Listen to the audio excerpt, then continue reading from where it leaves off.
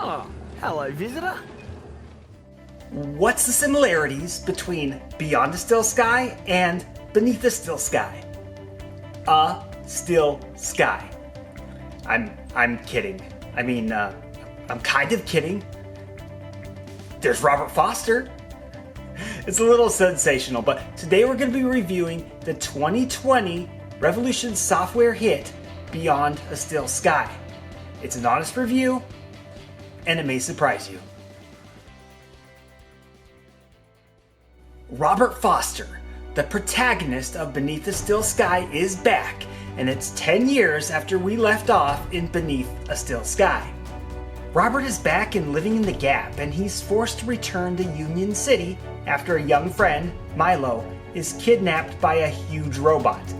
He tracks the robot to, you guessed it, Union City. And Union City isn't what we remembered it. Union City, it's a dichotomy. On one side, you have a bright and seemingly happy location. Those smiles and the brightness is about as synthetic as the robots that Foster's used to. On the other side, or the underside I should say, is what you'd expect, the outcasts.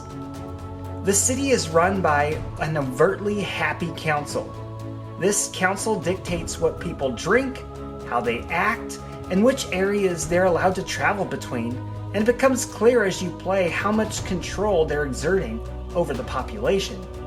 There's a kudos system which dictates a citizen's worth, and it seems like a basic for a clever mechanic of social climbing when it's first introduced.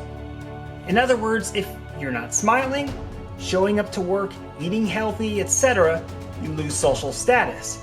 Very Stepford-esque. I would have loved to involve the kudos system more in our gameplay and not have it be an environmental thing. I mean, it's interesting and unique, and I really do believe that Revolution missed an opportunity for a better immersion in the game. Like much of the game, this creates a bit of a disconnect, but we're gonna discuss that later.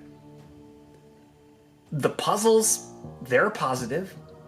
For instance, Robert gets his hands on a hacking tool, and that tool allows you, or requires you, to operate procedures of machines. I believe that this was a heavily reliant aspect of the game. It's seemingly the answer to everything. By the time the middle of the game rolled in, I was burnt out of using it. It was a super cool concept at first, but they beat it into the ground. Some of the more traditional puzzles, they're pretty neat. One part I enjoyed was looking into a person's house and learning all about them. You look at pictures, you read notes, look in the refrigerator, yada yada yada, emphasis on the yada. It's important to look at everything so that you can pass yourself off as them when confronted. Also, there's in many locations what feels like an escape room scenarios in the game. Those were super cool.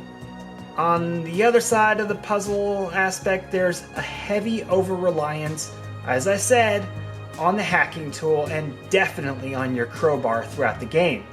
That crowbar, it gets a lot more action than anything else in your inventory, and it's rarely used for anything more than opening a door or jamming something. Here's a tip.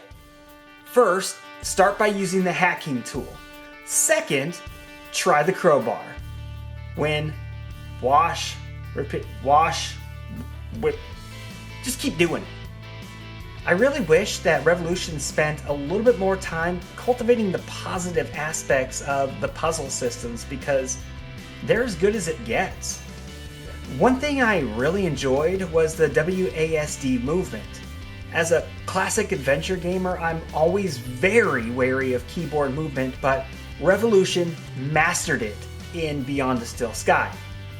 However, the environment is incredibly broken, or at least it was when I first played it. Now, I can power through bugs. I did power through bugs because, well, it's Robert Foster, and we all love Robert Foster. But my largest and most damning aspect of the game is the total lack of emotional influence. In Beneath the Still Sky, we felt compelled to continue. I mean, a terrible group of people came in and practically committed genocide against Foster's people. We all learned immediately about a connection between the bad guys and the murder of Robert's family when he was a toddler in the first game. However, in Beyond the Still Sky, there just wasn't anything that compelled me to want to go on a tedious quest. They didn't build the emotional charge that pushes us on. They didn't create a sense of urgency. There was no relationship building, just a reference to a child that gets picked up by a robot.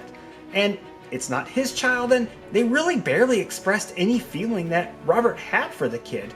It didn't hook us, or at least it didn't hook me. I will say this. The story is pretty good. The graphics are absolutely stunning. I did get the sense that I was playing a Beneath the Still Sky game, and for a nostalgia guy, I did truly enjoy that.